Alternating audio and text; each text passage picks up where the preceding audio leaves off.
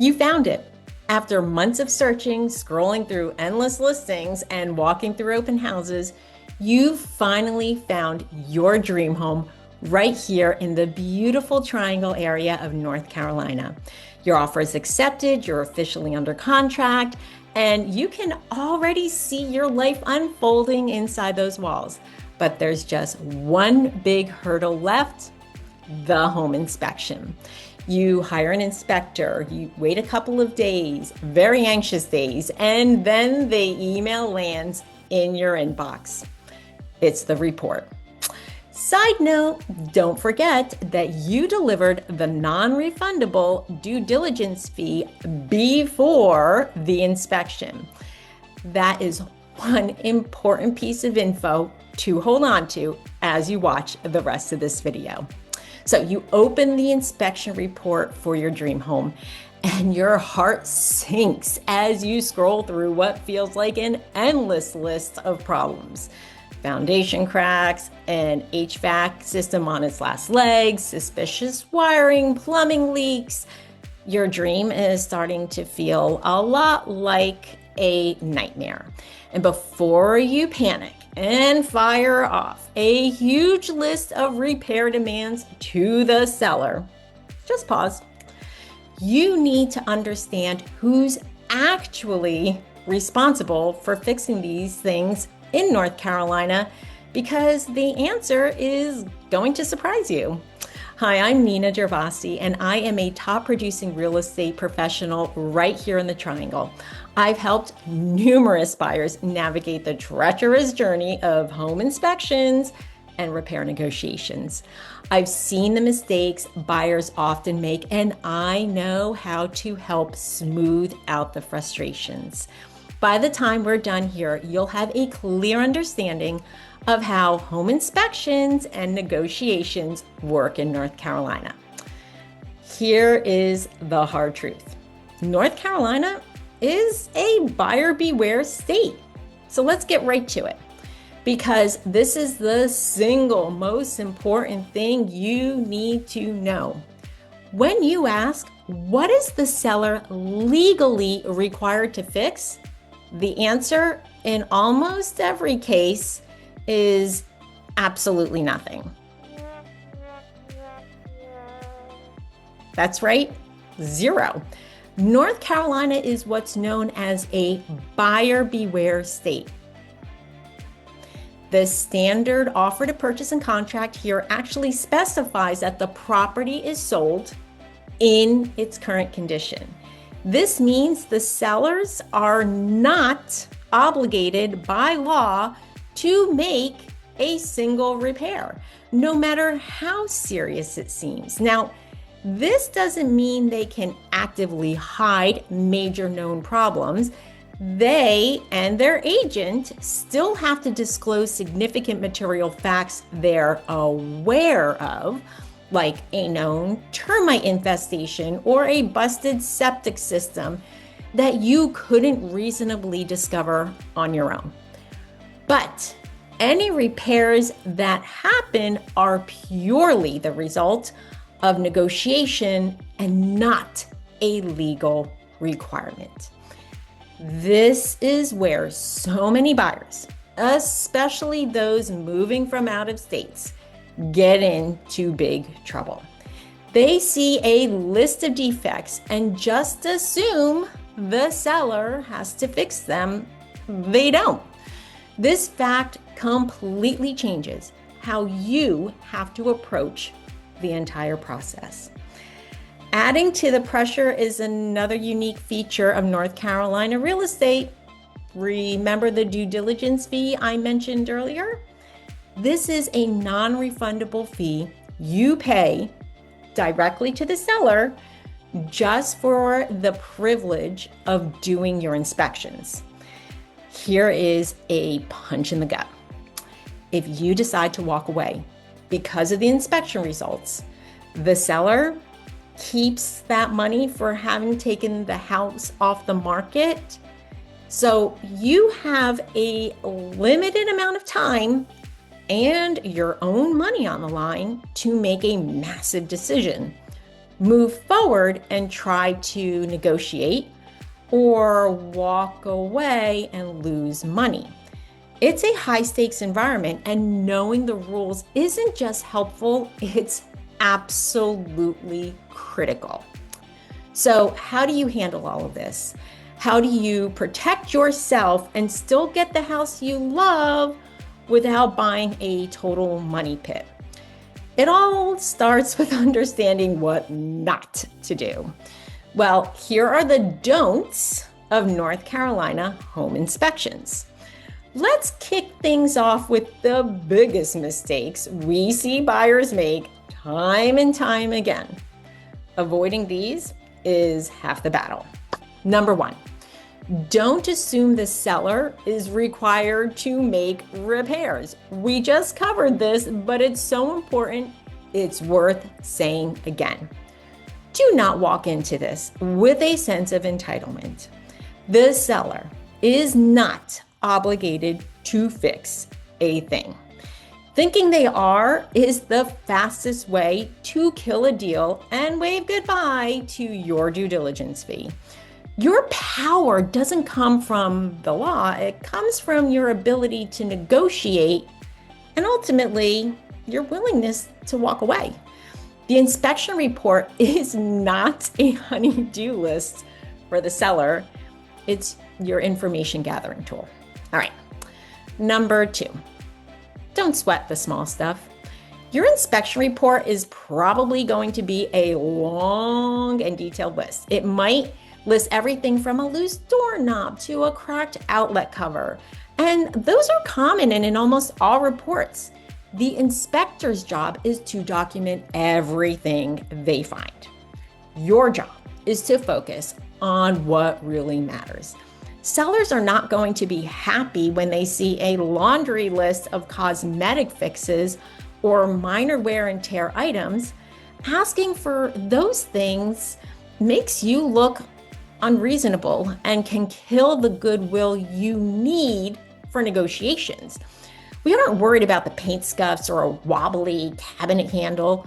We're hunting for the big stuff, the major defects that affects the home's safety, structure, and core systems. All right, number three, don't ever skip the home inspection. This might sound obvious, and in a hot market, buyers can get desperate and think that waiving the inspection will make their offer look better. This is a catastrophic mistake.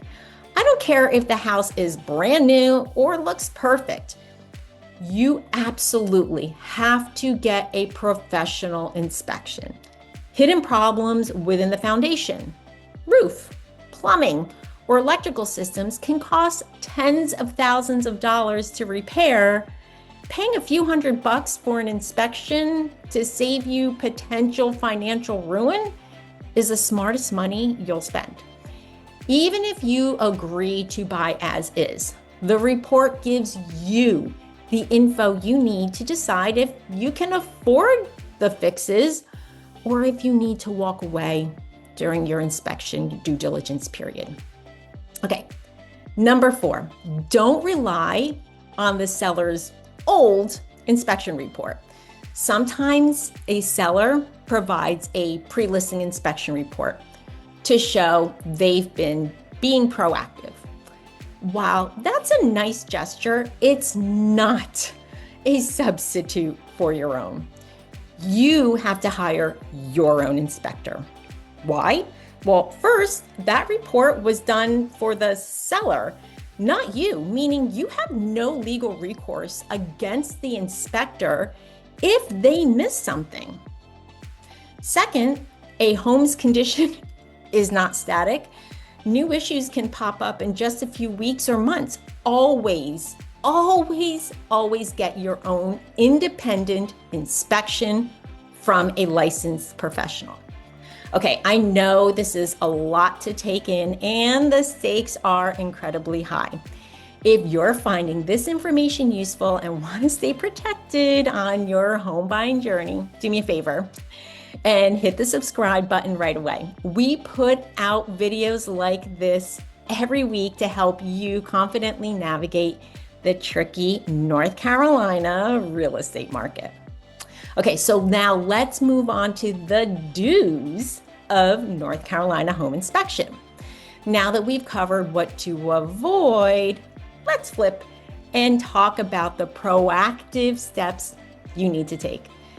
This is how you use the inspection process to your advantage.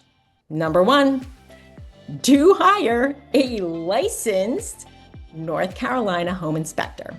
In North Carolina, anyone performing a home inspection for money must be licensed by the North Carolina Inspector Licensure Board. So don't just hire your handy cousin or a guy who does it on the side. A licensed inspector has to follow a specific standard of practice, carry insurance, and they've proven their knowledge.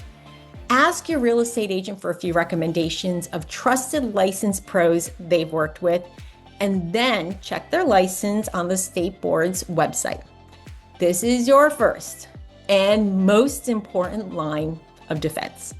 Okay, number two, do attend the end of the inspection in person or via a video call. You don't need to be there for the whole 3 or 4 hours, but showing up for the final walkthrough and summary with the inspector is priceless. This is your chance to see the issues firsthand while the expert is right there to explain them. Seeing a photo of a small crack in the foundation is one thing. Having the inspector point it out and explain if it's a minor settlement crack or a huge structural problem is something else entirely. That context helps you understand the report better than just reading it alone. You can ask questions and get immediate answers. All right, number 3, do read the entire report. When that 50-page PDF hits your inbox, don't just skim the summary. Read the whole thing from start to finish. And yes, the summary highlights the big ticket items, but the body of the report contains a ton of valuable information about the home systems. It will tell you the age of the HVAC and water heater, the type of plumbing and wiring, and potential issues to keep an eye on down the road. This info is crucial for understanding the home's true condition and for planning future maintenance costs. Okay, number 4, do focus on major systems and safety. This is the most important do when it comes time to negotiate. Once you have the report, you need to sort the findings into 3 simple categories. Major defects, these are the potential deal breakers and your main negotiating points. We're talking about structural problems, roof issues, a failing HVAC, significant electrical or plumbing problems, and any sign of water intrusion or mold. Okay, number 2, minor repairs. These are good to know about, but not worth fighting over. Think loose fixtures, sticky windows, or small caulking gaps. Okay, number 3, cosmetic issues. These are completely irrelevant to the negotiations. Scuffed paint, worn carpet, dated tile, all the things you saw when you made the offer. Your negotiation should be all about the major defects category. These are the items that directly affect the safety and function of the home. It's truly all about the art of the negotiation. So you've got your report and you flagged a few major issues. What's next? Remember, you can ask for anything, but the seller can also say no to everything. The key is to be strategic. Your main goal isn't always to get the seller to do the repairs themselves. In fact, that can backfire. The seller is motivated to find the cheapest, quickest fix, not necessarily the best one. Often the best strategy is to ask for a credit at closing or a reduction in the sales price. For example, if the inspector notes the 20-year-old HVAC is on its last legs, you could get a quote from a professional for an $8,000 to $10,000 replacement. Then you show that quote to the seller and request the credit at closing. That approach is a win-win. It keeps the deal moving forward and gives you control. You get to take that money and hire the contractor you trust to do the job right after you own the house. Okay, your leverage here really depends on the market, because in a hot seller's market, you have less power. In a buyer's market, sellers are usually more willing to play ball and keep a good buyer from walking away. A great real estate agent is your most valuable player. They help you frame a reasonable request based on the problems and the current market. Okay, listen, I know that navigating a home inspection in North Carolina can feel like walking a tightrope. The rules are unique, the stakes are high, and it's easy to get emotional. But it doesn't have to be a nightmare. It really comes down to this. The home inspection isn't a weapon to beat up on the seller. It's your tool for education. It's your chance to look under the hood before you make what is likely the biggest purchase of your life. So remember the rules of the road. Don't assume the seller will fix anything. Do focus on the major issues that affect safety and function. Don't sweat the small stuff. Do hire a licensed pro and be there for the wrap up. And when it's time to negotiate, think about credits, not just repairs. By approaching this with knowledge, a level head, and a smart strategy, you can get past the inspection report with confidence, knowing you're making an informed decision about your new North Carolina home. If you have more questions about the home inspection process or need a trusted real estate advisor on your team, all my contact info is in the description below. Thanks for watching, and we'll see you in the next one.